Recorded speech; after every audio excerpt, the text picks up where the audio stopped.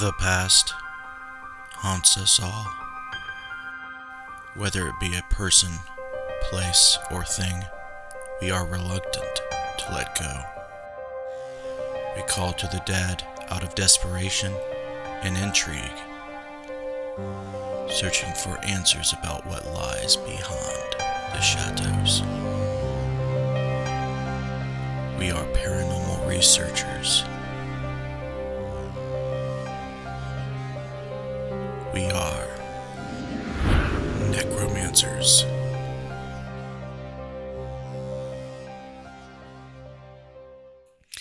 Hello and welcome to the Necromancer Live Show. I'm your host, Justin Brown, and I present episode 49 with Dennis Estlock with us this evening. But before we bring him on, we are going to bring over Jess and Missy, our co-hosts and chat moderators. What's up, girls? How are you doing tonight? Good. How are you? I am tired, but I'm going to rely on the second wind I just got, and we're going to have a kick-ass show. Let's do it. All right, you guys know the drill. If you're a first-time listener, please consider subscribing on YouTube if you're watching on YouTube. If you're watching on Facebook for the first time, please consider liking the page and following. We interview different people in the paranormal, authors, paranormal researchers, location owners, all kinds of people in the paranormal just to help promote them, get to know them better, and try to strengthen the paranormal community through that way. If you have any comments or questions, I will go back to the girls periodically. They're going to read off your comments and questions that are relevant, and we're going to shout out everybody on the show. I love seeing that there's new faces in there, so we will shout you out and make sure that you feel part of this live stream. So let's go over here to the main screen. We're going to introduce Dennis. Okay, Dennis Estlock is of Richmond, Virginia. He's a medium and remote viewer and has been in the paranormal field for nearly 20 years. He is the founder of Commonwealth Researchers of the Paranormal and a caretaker of the Cabin on 360 in Mechanicsville, Virginia. As film director of the Twisted Realm television series, Dennis works closely with the Twisted Paranormal Society to document various haunted locations along the East Coast. After hundreds of investigations, Dennis has seen everything from mild hauntings to wildly active locations. So without further ado, Dennis, what's up? Good evening, Justin. How are you, sir? Hi, Jess. Hi, Missy. I am good. I am great, actually. Been hitting the gym, been doing the diet thing for almost a month now, so I'm feeling better. My back issues and all the little health problems are finally starting to become, better. So hopefully that continues. Hopefully your health is good, and we're going to hopefully it's good. So we're going to talk about a lot of things. But before we talk about the obvious things that's in your bio, I love starting off this show with, trying to figure out the origins of why, the reasons why, you do what you do. You stated in your bio you have abilities. When did you first become aware that you had these metaphysical abilities in your life? Well, the first time that I ever had an interaction with spirit, I was 7 years old. Now, I've got a brother that was 4 years older than me at the time. He's since passed. And that's also a story. But we had bunk beds. I slept top bunk, he slept bottom bunk. Now, my granddaddy, which is my mom's father, lived about 125 miles from us. And brother and I were in bed, had been for a while. I know I was sound asleep. But I woke up to what I thought was my grandfather standing right beside the bunk bed, looking me eye to eye. Told me goodbye, he loved me, and he'd see me later, that he'd always be around me. I'm thinking, well, this is odd. Why did he wake me up in the middle of the night? So I told him, all right, well, bye, Granddaddy. I love you. I'll see you later. I didn't even know you guys came up, and he was just gone. Sometime later, which obviously being asleep or not asleep, I'm not real sure exactly what realm I was in at that moment. But my wife, my mother, my wife, That didn't start out right. But my mother came in and woke us up and told us, boys, you need to get up and get ready. We have to leave. And my first question was, well, is this because granddaddy went away? I didn't even know they came up to visit. Why are they leaving so early? Mom just kind of cocked her head and looked at me and asked me what I was talking about. And I told her, well, granddaddy just came a little bit ago and told me goodbye and he loved me and he'd see me later. She just kind of shook her head and you just need to get up. And she turned and left the room. What I didn't know was granddaddy had passed just a couple of hours earlier from a massive heart attack. Wow. But he was right in front of me, so realistic that I was convinced that they had come to visit. The second time there's a break in between. That was when I was 7. When I was about 10 to 12, my cousins and I, who are one's 3 months older than me and one's 2 years older. I don't even remember how this started, but we got on the conversation of being able to set a recorder in cemeteries and listen to spirits talk. So at 10 to 12 years old, I carried, and I'm probably going to give up my age a little bit. Do y'all remember the great big ghetto blasters you carried up on your shoulder that made you walk kind of lopsided? Boom boxes is what we called them. Yeah, well, I carried that in the middle of a rather large cemetery that was just across the church field from their house. And we set it a few hundred yards or feet, whatever, into the cemetery and just hit record on a cassette. We actually captured somebody whistling a tune that we didn't recognize. My uncle, their father, was a musician, had been for years. We played it for him and he said, well, it was just somebody whistling a tune from like the 40s or 50s. Well, this was in, late 70s, early 80s. So that was my first EVP session. Of course, I didn't know to call it an EVP session. We were just trying to play around. Then the next time that I interacted with a spirit was when I was 16. My brother committed suicide. And he... Sorry to hear about that.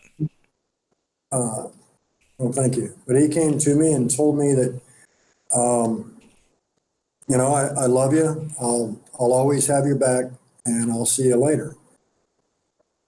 I was just walking up to the corner market to grab a pack of cigarettes, and I felt his presence there. I could smell him. I heard his voice definitively, and he wasn't anywhere around. That was right at noon, and the autopsy put his time of death between 11 and 1. So it was right at that time that he was crossing that I interacted with his spirit. Wow. And then a few years ago, I started with the abilities. Now, they've kind of always been there. I just ignored them for the most part, pushed it aside, took it as coincidence, or honestly, I thought I was going crazy. And then I decided, you know what, there's got to be something to it. I'm hearing voices that are giving me information that's not my voice. So I'm going to do with you like I have done now with several people that ask me about abilities. I want you to tell yourself in your head, I need bread, milk, and eggs. You say it to yourself in your head like you're at the grocery. Now, ask yourself, whose voice did I hear that in? 99% of people will tell you, well, I heard it in my own voice. It's that 1% that hears it in somebody else's voice. That very well could be spirit communicating with you. So that's something that, kind of, I started realizing I'm hearing all this information and it's not a voice I recognize. And then I started questioning it and I started working on it more and more. And I've got a lady in Chicago that's basically my soul sister, Tracy Ann. And I told her what was happening. And she's been tapping into the spirit realm for years as a psychic, a medium. So she was able to tell me that, this is what's going on. Just embrace it, accept it, and keep going. You're doing fine. So I did. Now I've done, dozens and dozens of remote views for teams. I've made countless connections for people that have lost loved ones. It adds an all new element to investigating. I still rely more on the technology and the tools and quote unquote old school investigating. I don't just walk in and go, well, I get this. I still use the flower on the floor if there's footsteps or, hang a bell on a piece of fishing line or things like that. Just basic old school.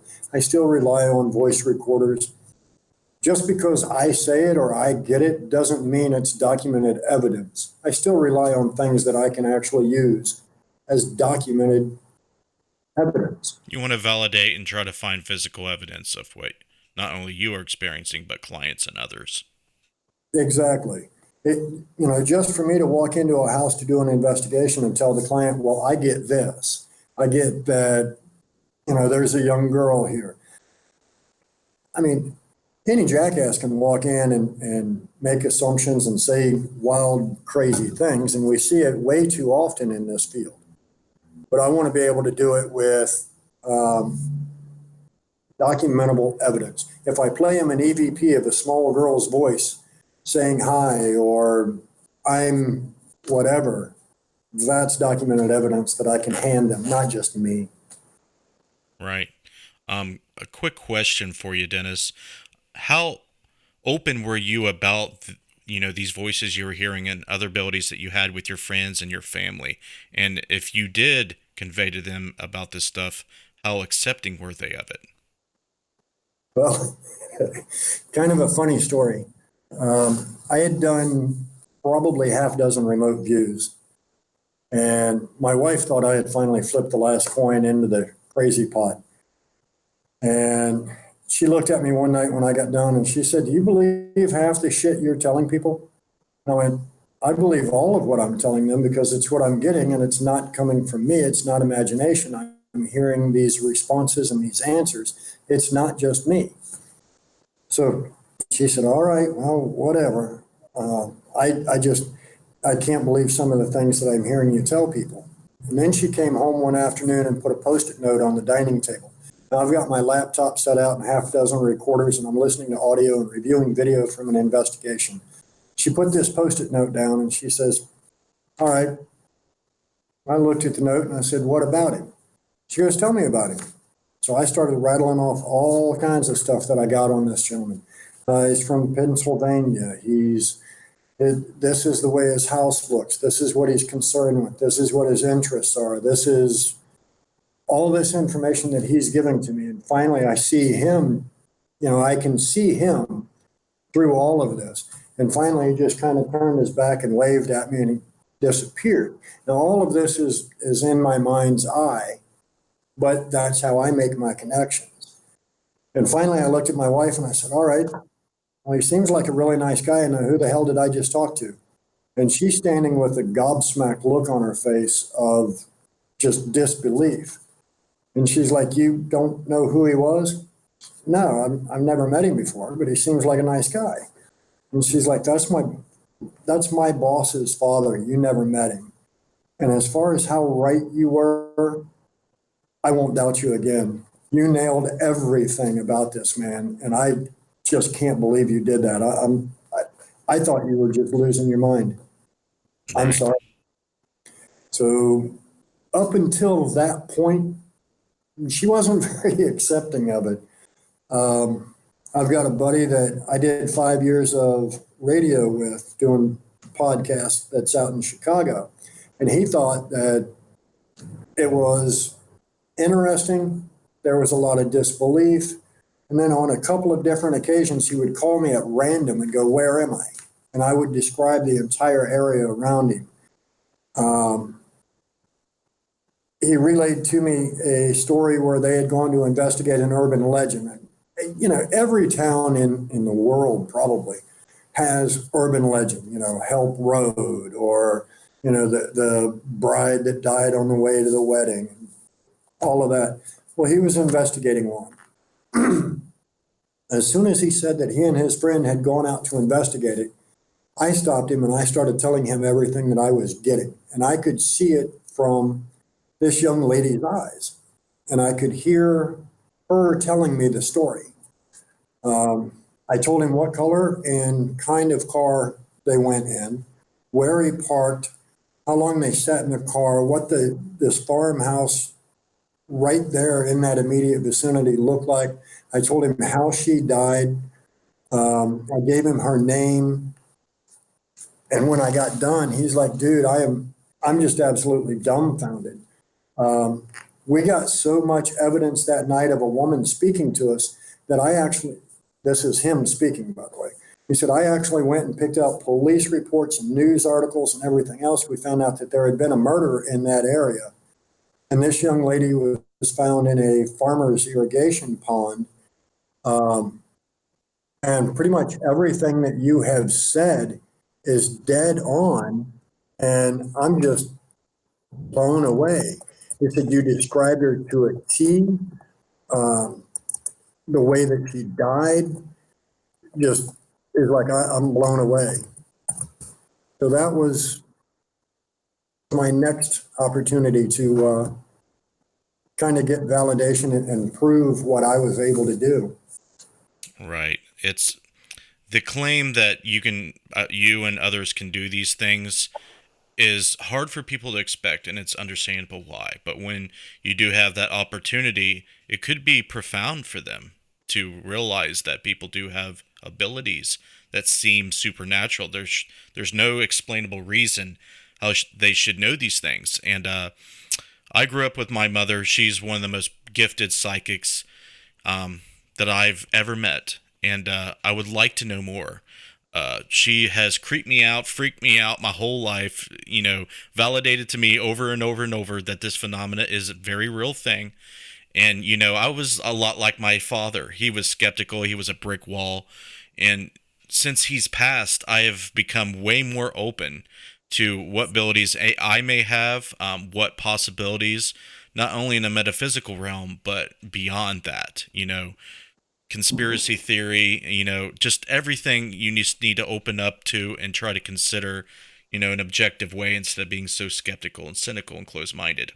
But before we go down that rabbit hole, we'll go to the girls and see. I know I did see a couple questions for Dennis and Facebook and YouTube, so flip a coin who's going first. Okay, I'll go. Okay. I just want to say, when we were in Gettysburg, we sat across from Dennis, and I just want to say that I'm a people watcher, and I was watching, and he is such a kind person. He was interacting with the kids and stuff like that. I just had to say that. So, Well, thank you very much. you're welcome. From one people watcher to another. Right. Landon asks, do you think spirits have them at death that allows them to be present themselves so profoundly? Yeah, I see Landon's question, and here's my thought on it. And of course, everything in this field is theory. Everything is hypothesis. Do they have more energy right at death? Or, most of us that are in the paranormal have seen the movie Ghost. And when Patrick Swayze's in the subway and you see him flicking and flicking and flicking and flicking and just can't seem to flick that bottle cap, and another spirit came over and said, do it like this. You have to focus, pinpoint all your energy and do it this way. And he flipped it. Perhaps there is a learning curve in it, but there's a grace period. Most of the, I talked to my mom, I talked to my grandmother, my grandfather presented himself to me. Most of those stories that you get from people are within that first 5 to 7 days. Now, let's take a hypothetical. You take a long trip, you travel to, the other side of the globe. The first thing that you're going to do is interact with all the people there and get to familiarize yourself a little bit with your surroundings. Then you're going to go, I need to make sure that I reach out to the people back home and let them know. What if that is what's happening in the spirit world? or as they're leaving, it's kind of that, they've made it past the TSA security checkpoint. And they're going, bye, I love you guys. We don't know. Um, and some of them may just simply die, cross over, and we never hear from them. It's all conjecture, theory, and speculation. And I think virtually everybody that has abilities that you ask that same question to, Landon, they should have the same answer. We really don't know.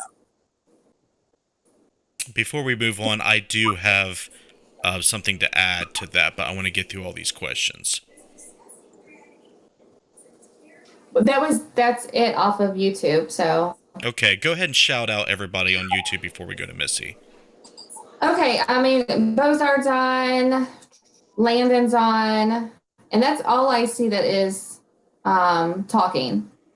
Okay, so if you would want to be shouted out on YouTube, just wave emoji and we'll shout you out. Missy, go ahead and unmute yourself until I get back to you, Jess.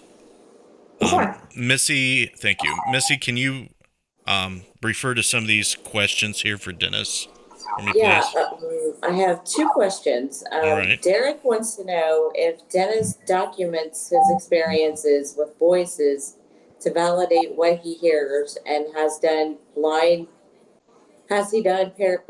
parapsychology experiments with other people with abilities? Well, I try to document generally, like if I do a connection for somebody or I do a remote view on a location, I always tell them, take notes. I'm not going to store this in my memory because it's not my memories. It's not my information. It doesn't mean anything to me. So it always just gets pushed aside in my memory. Some of them that are very strong, that some of them that, for lack of better terms, just break my heart and tear my emotions up. Those I will remember, like the young lady that was murdered in Chicago area that I told my buddy about. That one I remember so much because the emotions were strong. Plus, it was the first time that I had ever been psychically punched in the damn nose at my dining table. Psychic sucker punch. What's that? Psychic sucker punch. Oh, yeah. I mean, I spent 15 years bouncing in bars and nightclubs. Trust me, this thing did not get that big lump, and I don't have this big nose for nothing. I know what a punch in the nose feels like. During that reading, I could see myself from her eyes struggling in the back seat with two men trying to yank her out of the car. And next thing I got was I saw a fist coming flying at me, and instantly I felt that just eye-watering pain. And then everything went black. And I told him that, part of what was going on was she had been knocked out from a broken nose and a punch in the face. And he validated in her autopsy report that she did have a broken nose. So generally, no, I don't document when I make connections. I make the individual I'm doing it for do that. Now, as far as have I ever done blind experiments with others? Yes, I've done a telepathic test to see if I could think of a keyword, give it to spirit, and ask them to give it to other investigators on EVPs, and I have had that function. It has worked, and I don't pick shoe or car. I pick a 2 to 3 syllable word that is not going to be in somebody's general vocabulary during an investigation, and ask spirit to pass that on to other investigators elsewhere in the location. And it has worked. Nice. Someone else asked if you could see spirits in other people's homes. Yes. That honestly, I think when I do a remote view, that's how I do them. I had a young lady reach out to Ryan Jones, who's like the partner in the cabin here. He does a radio show called Freaking Awesome Paranormal Show. I've heard of that. He had a lady reach out to him from North Dakota and expressed to him that her friend is having issues in her home. And is there anything that he could do to help her? He's like, I don't know anybody in North Dakota and I'm nowhere near there. But I've got a friend that might be able to help. So he contacted me and I said, yeah, hell, we'll call her up Saturday night. We'll sit out by the fire pit and I'll see if I can make connection. I was able to, I literally, by the end of the conversation, had this lady put her back to the inside of her front door and walked her through her house. It was over 5,000 square feet. It was like I was on a guided tour by one of the spirits that was haunting the house that I described to her and gave her his name. And the only thing that, well, can I curse on your show? Yeah. Um, Her answer was, what the fuck? That's my father. He's been dead for 7 years. And I went, okay, well, this is the man that I see that's kind of walking me through your house. So he's with you. I mean, he's there. He says he's there to take care of your son. Is your son autistic? Because I see like the hue of light around him, his aura, has a very large amount of color in it. And she's like, I haven't told, nobody told you about my son or that I have a, how the hell do you know that? And I went, man, that's just what I'm getting. So she was absolutely blown away. Yes, I do believe that spirit in the home is how I'm able to remote view. It's not the only way, but it does help. That's Okay, interesting. I have two more questions, and after the second one, I'm gonna have to mute myself. So it sounds like a long story to me. Sam wants to know if you have ever helped the authorities with cold cases. I did reach out to a local, well, fairly local police department. I know, well, see, and that's kind of odd. I can't say I know where a body is because then, hey, suspect one, he knows where a body is. I told them what I suspect, what I see, what I feel, what I'm getting. And their answer to me was, without the homeowner's consent, there's not a damn thing we could do. He said, I would love to go out there with shovels and bring this young lady home. But unless the homeowner contacts us and tells us that I think there's a body here, we can't do anything about it. As far as other cold cases, I've made two anonymous calls on sightings or views that I could see, and both of them were kind of close. One of them, the road name that I picked up on was spot on, and that was a case in,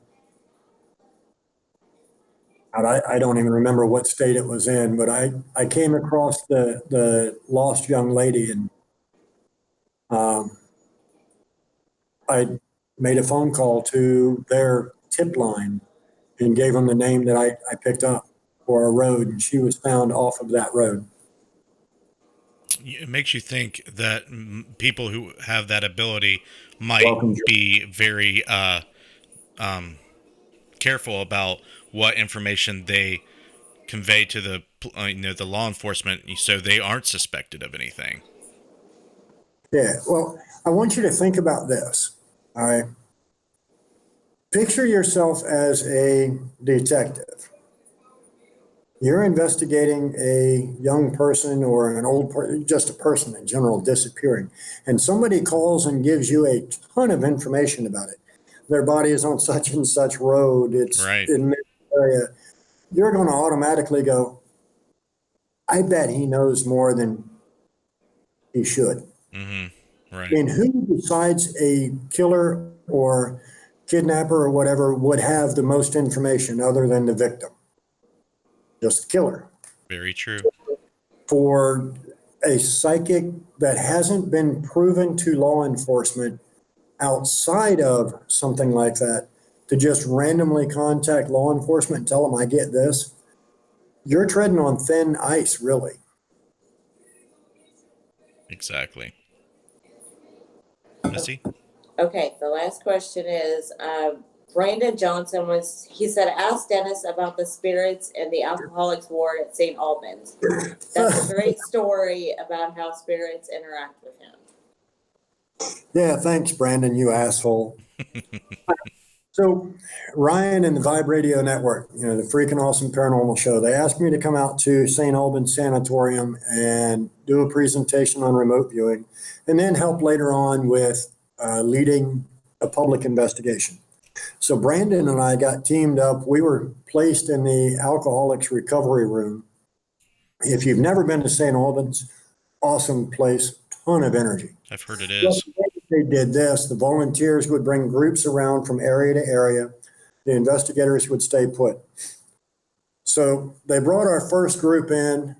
I told people, hi, I'm Dennis. I'm with Commonwealth Researchers of the Paranormal. He introduced himself. Brandon did from Twisted Paranormal. I said, the first thing that we're going to do is an EVP session. Now, for those that don't know, EVP session is when we use a voice recorder. We try to talk to spirit and we listen back for things that we don't hear with our own ears. So I'm just going to take a knee right here in the middle of the group. I got like 10 people around me. I hit record and I said, all right, so we're in the alcoholics recovery room here at St. Albans. And right off the bat, right then, I got a Class A EVP that says, fuck you. I'm like, and it begins. It was just instant on playback. Nobody heard a thing. None of us audibly heard anything. But plain as day, right on, basically from hello, it was just a simple fuck you. Well, I can see how this night's going to go. And it didn't get much better after that. Yeah, it's pretty direct, pretty blunt. Nice way to break the ice, I guess. Yeah. But hey, everybody in that group had a great laugh and they thought it was an awesome time. So I guess it works out in the end. Mm-hmm. I have a question on YouTube. Cool. Okay. From Landon, do you think spirits, I'm sorry, next one. Bozar said, has Dennis ever seen or heard from someone who had a near-death experience? Died and then came back? Yes. Like physically or as far as psychically or through mediumship, no. But I have spoken with a young lady that had a near-death experience. Matter of fact, right here in the cabin, she had attempted suicide in this exact spot, and she was revived. So that's, but as far as through mediumship, not that I'm aware. Okay. Is that all you had on YouTube? Yes. Alrighty. So far. Okay, before we shift gears and we start talking about the Cabin on 360 and, the paranormal research group that Dennis is affiliated with, I wanted to make a statement. And, there's a lot of questions out there about spirits, about energy, a whole bunch of questions out there. And I thought it would be thought-provoking to kind of give my take on something pretty simple, and I want you to think about this. There's two really popular scientists that's been around for over a century. They're past now, obviously. One of them is Nikola Tesla, okay? He was famously quoted saying, if you want to find the secrets of the universe, think in terms of energy, frequency, and vibration. Okay? Hold that thought. And one of my other favorite quotes from my other famous scientist is Einstein, obviously. Concerning matter, we have all been wrong. What we have called matter is energy, whose vibration has been so lowered to be perceptible by the senses there is no matter. So if you take those two terms and think of it in the context of spirit, okay? If someone passes, what is actually passing? Okay? I like to think of it as their consciousness is what their soul is. Their being of knowing that they exist.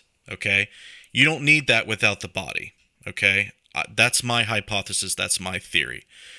When it comes to vibration and frequency, a lot of things correlate, and you can draw parallels to a lot of things. When you go to sleep, your brain waves change frequency. Okay, when you think in terms of physics, okay, matter is just energy with lower vibrations. Okay, energy cannot be created or destroyed. It's always there. It's infinite. It's pure. Okay, so when you pass on, you can, depending on your mental state, your conscious state, it vibrates at different frequencies. Some vibrate lower at death, some vibrate and ascend higher at death. There's a stage and a process like Dennis was speaking of, but I want you to think about it in frequency, in terms of frequency.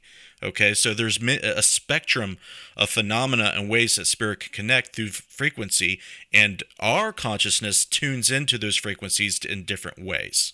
Okay, so without going on a long rabbit hole, dive, just think about that.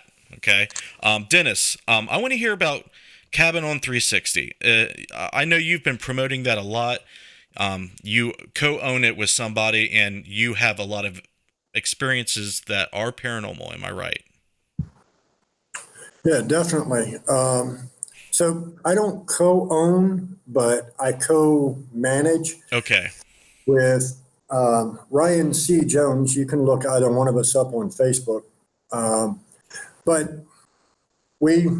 his family owns this building, which is the cabin. Right next door is a brick rancher, and there are 7 acres that is all comprised of battlefields from the battles of Bethesda Church. So we rent it out to paranormal investigative teams. It started about 2 years ago for us. The properties had sat vacant for a year and a half, almost 2 years. They're both zoned commercial. There's only ever been one family lived in the brick rancher, never been a family in this building, the log cabin. But no business that's ever been here has been successful. They've all had just negative happenings pretty much from the get-go. Now the question comes in, is that from what's been done on the land? What energy has been imprinted on this land? Within 2 miles of this property, during the Civil War from May 28th to June 4th into the 5th were the battles of Bethesda Church, 1864. So within 2 miles, I can account for 2,264 men that were killed, wounded, captured, or missing in action, including 400 members of the Virginia companies, an eighth of a mile maybe from here that were killed when they tried to go on an offensive attack. 2,000 feet to my southwest is the original foundation for Bethesda Church. That was the Confederate headquarters. A mile and a half back was the Via House, and that would be to my northeast. That was the Union headquarters. So we were perched dead center in the middle of this. So there was battle taking place. They crossed this land no less than 8 times from all the maps that I can see and all the rotations that were done in the quote unquote dance that we call war. How many of those men died on this property or were mortally wounded here, taken away and died? Or, we don't know. Getting that answer on a particular piece of land is almost impossible. But that's what I think most of the haunting here is from. Now, in the brick rancher next door, there is something a little darker there. We're constantly getting, EVPs on name request. We've constantly gotten Satan, Beelzebub, devil, So something over there is a little of a darker nature, but it's trying to make itself seem more than it is, I think. I've had, 4, 5, 6 sensitives that have just left the building and said, to hell with this, I can't take this. It's just too dark in here. There's too much negative. It's a severely active location. And part of the reason why I've set the camera up on myself like I did, the viewers can see these two dolls up here on the log, right about where their feet are. Well, we do about once a month, we try to do a charity event here in the cabin. Typically $20 or $30. You can come out, investigate with us, like 6 or 7 o'clock in the evening till 12, 1 o'clock at night. So after one of these events, it was about 1:30 when everybody finally left one night. I had had a couple of beers. I put a pillow up against the rails here, threw my sleeping bag down and went to sleep. I had my weapon on my hip because we're out in the woods a lot. We know there are fox back there. The last thing I want is a guest, chewed up by a rabid fox. So I had laid my weapon up by my left shoulder. I woke up feeling like somebody was just staring at me. And as I wake up and I'm clearing the cobwebs, I looked about 3 feet from where I'm laying. Standing above me was an older man with his arms folded across his chest, just staring at me. Now, he looked so real to me that I truly thought somebody had breached the building. I reached for my weapon. I cut my eyes away just for a split second to make sure I'm reaching in the right area. And in that brief moment, he was gone. Who is he? I don't know. We don't have any history of death in this building. Ryan's grandfather actually built this log cabin in 1980 to be a model home for log cabin sales. We know of only one tragedy in this building, and that was a young lady that attempted suicide in here. And she claims that she recalls standing beside an older man, looking at her body in the chair with a pool of blood on each side where she had slit her wrists. When I described the old man that I saw, and this is without me telling her or telling me what the old man looked like. We used a median. We both told Ryan, and our stories and our descriptions of the old man matched.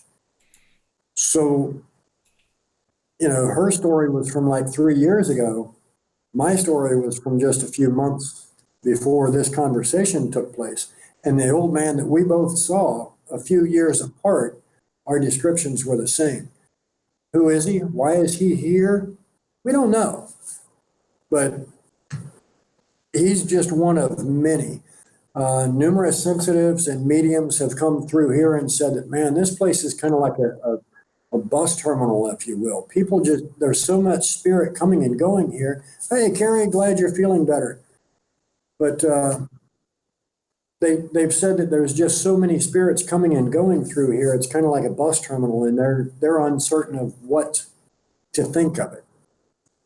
What draws them here. Now, we are perched right on the side of a 4-lane highway, 55-mile-an-hour zone. How many crashes with fatalities happened out here? And the energies, the spirits that are already here have gone, hey, we're over here. You can come on over. Have they brought new spirits here? Or, are they able to help the newly departed go on their way into their next journey in life or in death? We just don't know. Like I said earlier, everything is speculation. My mother, she claims to be able to see and pick up on streams and highways of energy that allow, entities and spirits, what have you, allows them transit, a place to travel through. And some people happen to have homes, lined up right in the middle of these highways that they use. And I always wondered about that, and that could be, possibly what's going on over there at the cabin. Yeah, and I tried to do research to see if we're on ley lines. Mm-hmm. I'm Oregon, but I don't know. I've seen so many different maps, and trying to zoom in on them, I need to find a better search engine, I guess, because the ones that I looked at, the map just gets so blurred out when you zoom in that tight, trying to look at this exact area. I have no idea if we're on a ley line or not. It looked like some were rather close to here, but again, I don't know.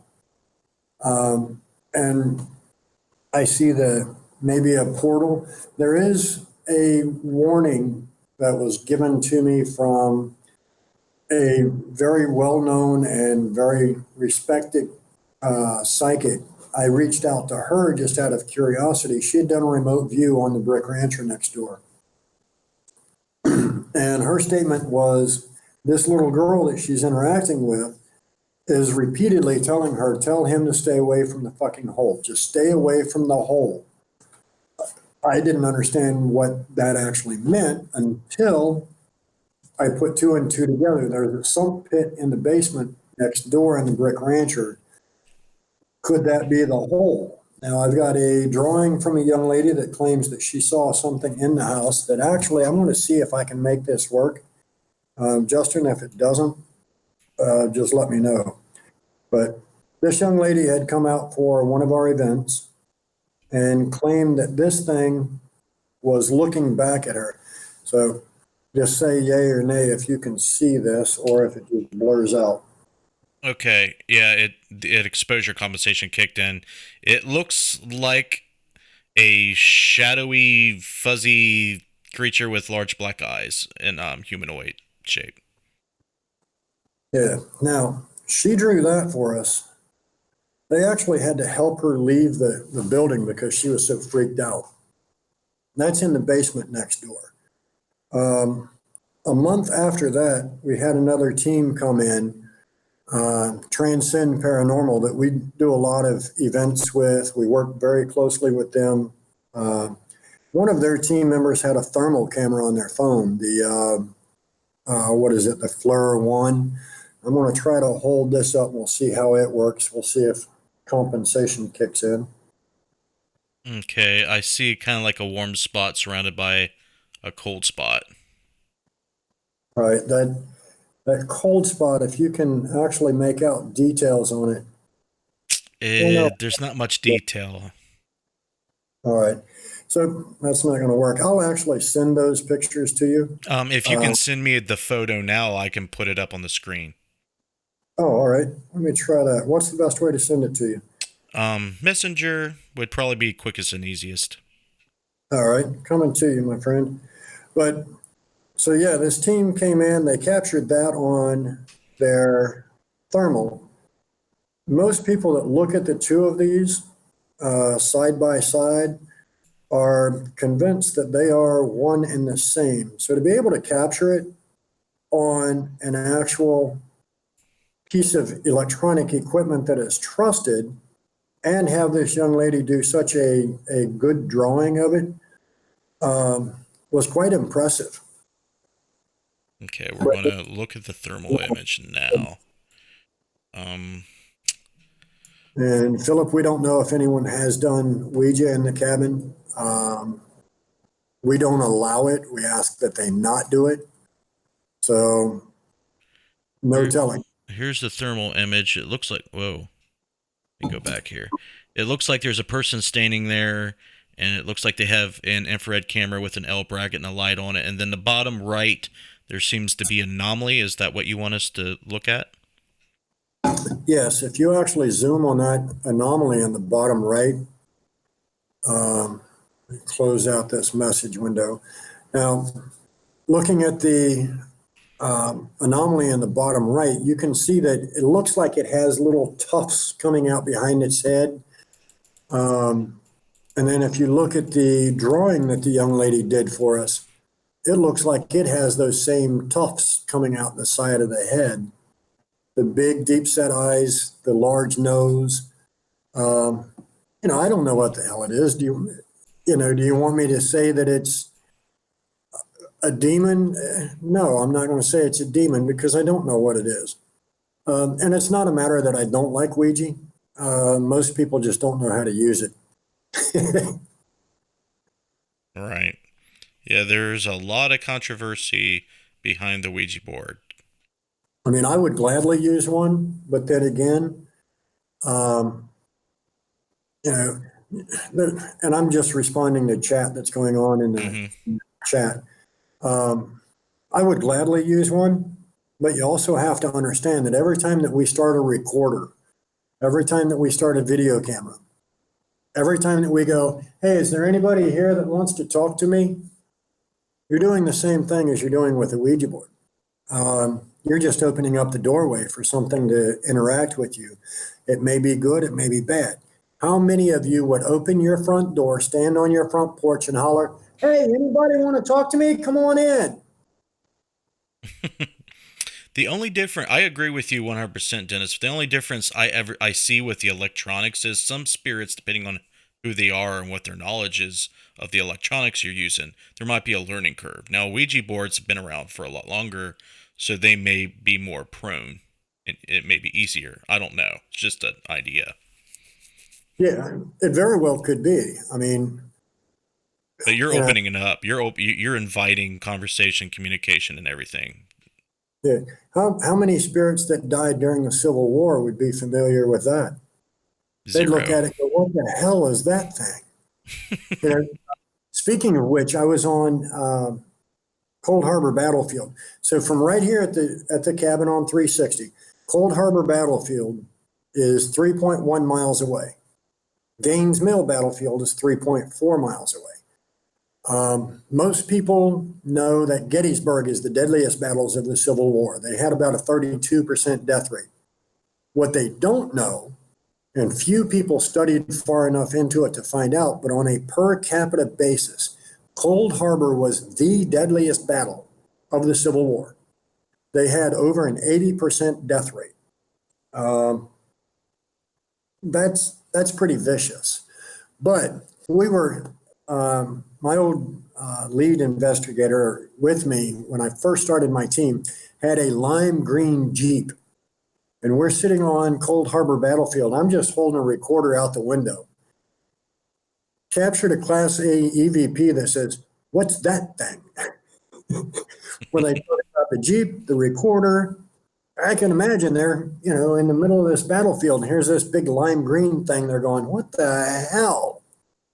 Dennis, I don't want to cut you short, but we're winding down. We're running out of time. I want you to talk about Crop, and I want you to talk about Twisted Paranormal Society. So let's let them know who the members are, how long you've been with them, some background. All right, so CROP is abbreviated for Commonwealth Researchers of the Paranormal. It's the team that I founded about 2 years ago. I had been with a few other teams here and there. They pretty much seemed like, Mickey and Goofy were trying to get teams together, and I just decided I wanted nothing to do with it. Hey, Holly, love you, girl. But I decided to hell with this, I'm going to start my own team. So I formed CROP. I've got Ryan Jones, who's my right-hand man. I've got a historian from a wonderful location, Henricus Historical Park, John Pagano. I've got John and Lynn Harris with me. They're wonderful investigators, great with history. Michael White, who does Civil War reenacting, parks employee, National Park Services. I'm trying not to miss anybody. I got Melissa Duck, wonderful, great talent. Vicky Schutz. Let's see. Mandy Freeman, Joan. God, if I'm forgetting anybody, I know I'm going to get kicked in the nuts. Ouch. Yeah, it'll go that way. But, I have some very dedicated people. Thank you, Heather. Love you too, hon. But I've got some wonderfully dedicated people to history, to activity. And one of the main things that you have to have on a team or, on a team are people that are history buffs. They love to learn history. That's one of the biggest things they need to know is history. You can't go into a location and not know a damn thing about what's happened around the area and make logic of what has occurred there. It makes investigating a location so much more valuable because now you can validate what you pick up, what responses you get. And if you need to help the spirits that are there, you have a little better idea of what to look for, what time frame, what era to look for, how to help them. So that's about, that's Commonwealth Researches of the Paranormal. Now, and thank you, Landon. I'm glad you appreciated and enjoyed. Let's see, what have we got for time left? We're not under like a time restraint per se, but I usually keep it to an hour. But if we go over a little bit, that's fine. Okay, I just want to make sure I'm not rushing, like, throw your credits out now, and then all of a sudden it's like, peace. No.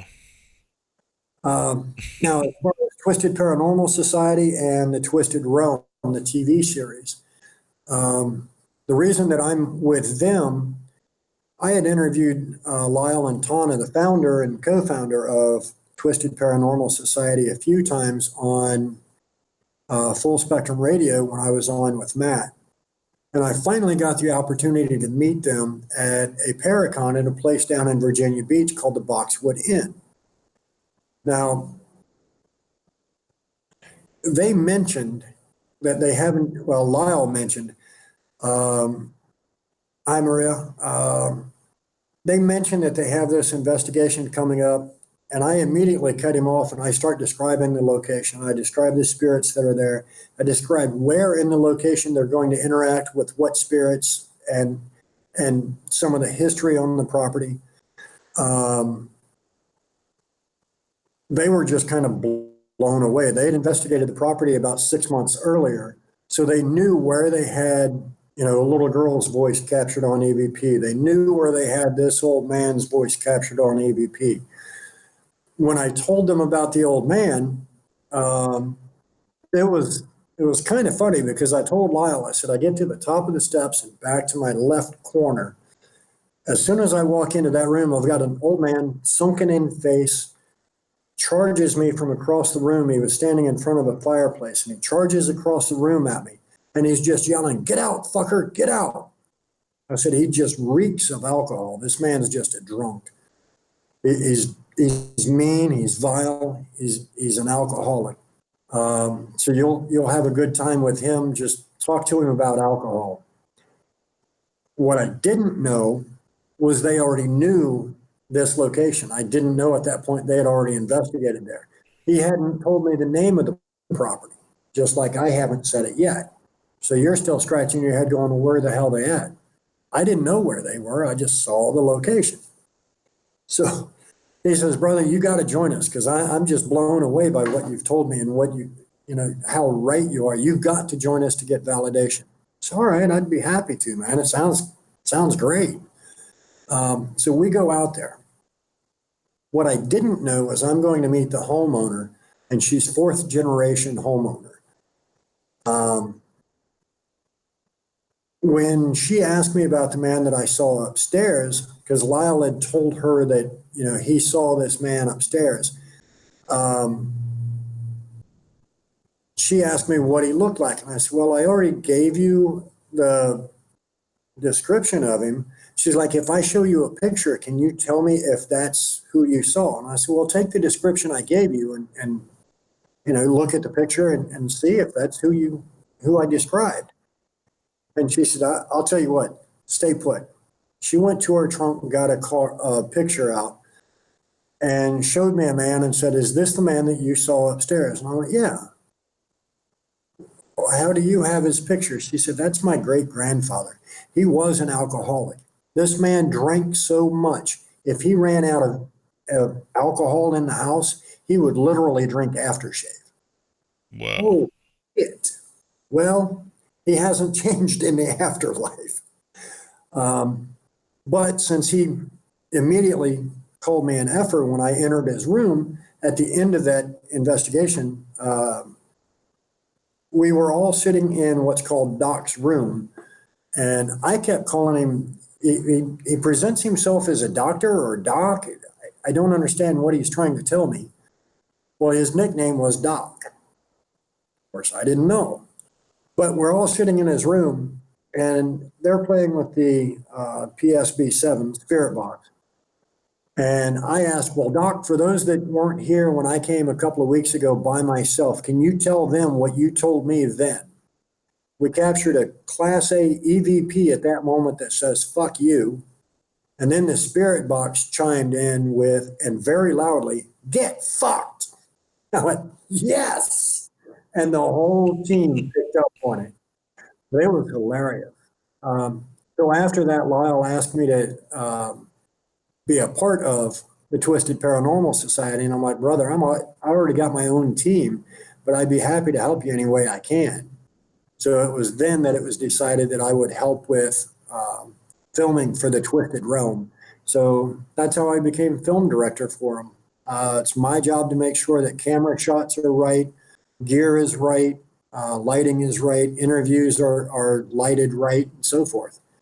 We've done, at this point, I think I've joined them for 8 episodes.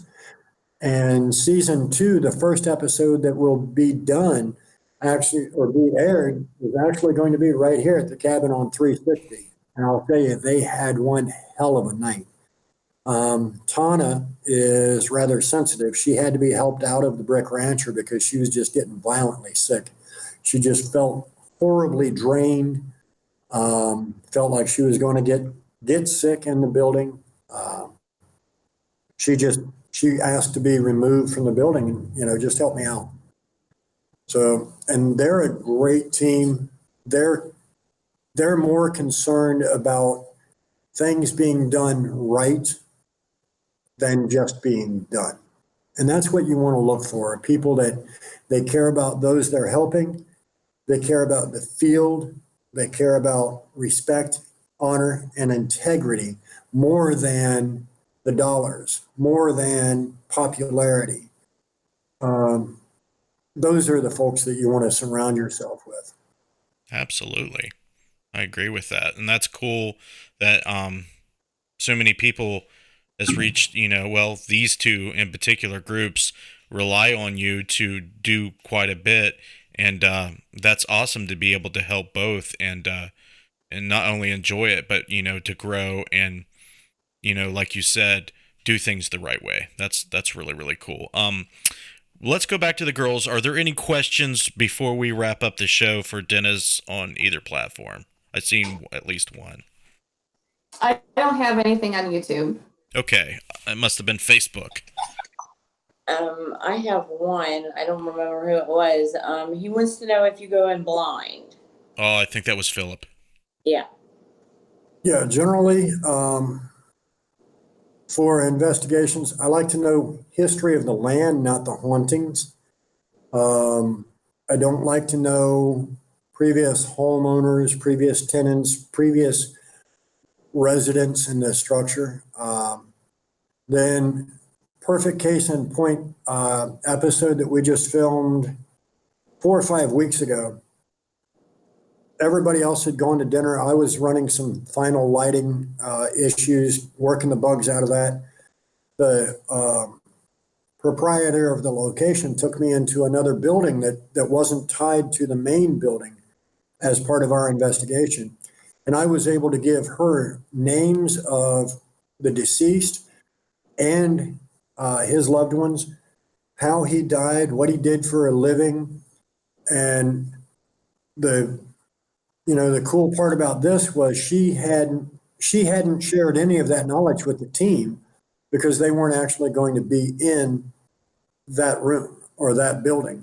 So going in with no information helped me prove to her and validate to her that what I do give you, you can put, pretty good faith on. Yeah, that's the whole thing with going in blind. I believe is very important because, in my experience, a lot of times too much information can cloud what you pick up on because you're trying to just blank your mind out so you can receive those subtle, things coming in. Is that how it is with you, Dennis? Yeah, pretty much. All right, so one of the things that I don't try to talk to my own family members. Why? Because I don't want my thoughts, my emotions, and my feelings to cloud what I truly get. If I talk to your family member or I do a connection for you, yes, it's emotional for me because I have to pick up your energy and their energy. So your emotions and their emotions are going to play into it. But what information I get is what I get. It has no bearing, so to speak, on my life. But to talk to my own loved ones, I'm going to play into it. Our mind has a way of making things okay for us, whether they are or not. So I don't want my own thoughts, feelings, and emotions to change the way that I get a reading. So I don't emotionally subject myself to personal readings like that. Makes a lot of sense. Well, unfortunately, we're going to have to wrap this show up, Dennis. Obviously, an hour is never really long enough, but I maybe I should start doing longer shows at least once a month. Try them out, see what people think. Depends on the guest, obviously, but I'm definitely going to have you back on. We're going to schedule you sometime again if you would like. Before we depart, why don't you tell us how we can follow you? I got all the links in the cards in the description of this video, but go ahead and direct people to where you want them to be directed Sure. to follow your work. They can find me on Facebook, just Dennis Estlock. There are two of them there. One has a middle initial. If you're not immediate family, I'm not going to friend you on that one. So just send it to Dennis Estlock as a friend request. I also have a like page, public figure page, whatever you want to call it. Facebook kind of screwed me and pushed me that direction. So go ahead and like that one. You can keep up with where I'm presenting, where I'm doing investigations and so forth. I don't have Twitter. I don't have, I do have an Instagram. It's just Dennis Estlock. I'm not hard to find, or it's Dennis INVA. Hell, I don't even know. I just click the app and it goes there. Commonwealth Researchers of the Paranormal. You can also find us on Facebook. You can find the cabin on 360 on Facebook. That's pretty much all I got for, where to find me and so forth. That's awesome, man. I'm really happy I got to meet you at Gettysburg. I think it's awesome to meet someone before you have them on the show because, yeah, you get to know them, while they're on the show when you never spoke to them before. But I actually got a chance to sit across from you for 3 days, and what my perception of you is that you are a very, very good man, and you may have gone through some stuff as everybody does, but you are standing upright still. And you are down a path that you think that you should be on when it comes to spirituality. I feel like I need to do the same. I think that we all need to open ourselves up to, more connections with not only spirit but with each other, connecting with people, having empathy for people, doing what's right. I mean, I believe that you're a man that would like to align yourself with what is right and what is good. So with that being said, I think you're awesome, Dennis, and I wish you all the best of luck. And if there's anything that you need from me, or if there's anything I can do to help you, just get with me. We're going to have you back on after I get through these lists, and I'll get in touch with you. I know we still need to talk about Deadlight stuff, where me and Josh are working out a lot of stuff. As you can imagine, we get bombarded by a lot of people that are interested in using the light. So, but there you have it, guys. Check out all the links in the description and in the cards of this video. Please follow Dennis. He's got this cool location of the cabin that's open for investigations. I'm assuming, right, Dennis? You can book investigations there. Oh, most definitely. Yeah, just reach out to either myself or Ryan C. Jones. And if you want, and I see that a couple of them have mentioned it in the chat, they keep mentioning the 29th. So September 29th is the world's largest ghost hunt. We're sold out for that. We max at 30 guests just so we don't overload the areas. But we opened up October 13th. Now, one other thing that Ryan and I do, I told you we do charity events here at the cabin. So October 13th, we are doing a investigation here from 6 to midnight, which they usually go late. But we have an abandoned cemetery here in Richmond that was started before 1900. It was actually established 1897. It was, quote unquote, the Black community's answer to Hollywood Cemetery. Now, Hollywood Cemetery was the prestigious cemetery in Richmond. But being turn of the century, Blacks weren't allowed to be buried there. So they got their own cemetery. Private property, privately held. It predates perpetual care. So it has just been overgrown for 30 years. Looks like crap. It's literally a walk in the woods tripping over headstones. There are volunteers and so forth that are now working on it. It's made great strides, but there's over 200 veterans in that cemetery. Well, Ryan and I, this makes our 4th year that we have purchased and placed over 200 United States flags to honor those veterans that are laid to rest in that cemetery. So this year we're actually doing a fundraiser to get the funds. We've been buying them out of pocket for the previous 3 years. But October 13th, we're doing an investigation here at the cabin to help us buy the flags this year.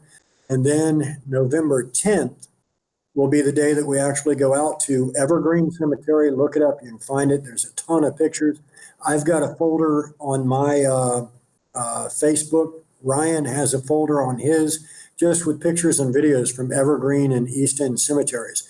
You can see what we're up against. We'd love to have you come join us on October 13th. Come investigate the cabin, the Brick Rancher, 7 acres of battlefield. The money goes to a great cause. We're buying flags to honor the veterans. That's awesome. That's cool that you guys are doing that, and hopefully you guys have a good turnout. That's where I'm going to leave it tonight, Dennis. You can hang out in the video call, but I'm going to go ahead and wrap up this show. So you can hang out, or you can have a good night, sir. I certainly appreciate it. I'm going to throw shout outs real quick. Vicky, Okay.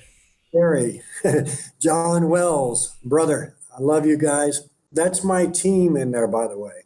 Awesome. Karen's my team, but she is one that has followed me through, I think, 4 or 5 locations, investigated with us probably a dozen times at this point. But yeah, guys, I love y'all. Thank you so much for what you do to make crop what it is. And Justin, Melissa, Jessica, thank you so much for having me on tonight, guys. God bless everybody. Have a safe week. No problem. You are very welcome, and we will speak soon. All right, Jessica, Missy, you can hang out if you want, or you can skip out if you want. But thanks again for another great show. Thanks for helping me out. You know how valuable you are to me. So let's wrap this thing up, fellas. Check out Dennis Estlock, check out Cabinet 360, check out Crop, and check out Twisted Paranormal, okay? Society. All those links are in the description. But you can check out the paranormal field research we do at interfacedeath.net. That link is in the description. I urge you to check that out. We just released a brand new documentary, The Old Blackford County Jail. That is available on our website for rent, digital purchase, and Blu-ray. We're doing the world's largest goat hunt at that location. You can find the tickets for that very easily. Check that out as well. We're doing a live stream at Thornhaven Manor, Indiana. That's going to be another episode. So we got a lot going on. But before we end this, we're going to shout out these patrons, because without them, this content would not be possible, and they are part of, everything that we do here on this channel. And Christy Brown, Clay Borman, Matthew Jackson, Matt Benton, Bill Davis, Gwendolyn Guthrie, Scott Stewart, Jessica Bias, RJ Murphy, Liz Coy, Danette Goldtrap, and our very newest patron, Landon Wells, had just pledged last night. And we are very happy to see all these names up on the screen, and happy that we have all this support, pushing all this, content, supporting it, and making sure it continues, grows, and becomes better. So you guys are in my heart. I love you all very much. You mean a lot to me. Stick around for some video promotions. Check out the links in the description, guys. Check out the stuff in the cards. We'll see you next time. I'm going to have a brand new topic for Paranormal Soapbox Tuesday, as always, and Wednesday I can I can let you know what's on my calendar for Wednesday if you guys are interested. Let's see here. We go to September, and we have Brandon Marsulo. He is an author and of a book I forget the name of, but check out the events on that, guys. You guys have a good night. Stick around for video promotions. I see a lot of new people in there, so you might be interested in some of this stuff. Check out Deadlight LLC on Facebook if you want some really good infrared lighting. You guys have a good night. I bid you farewell.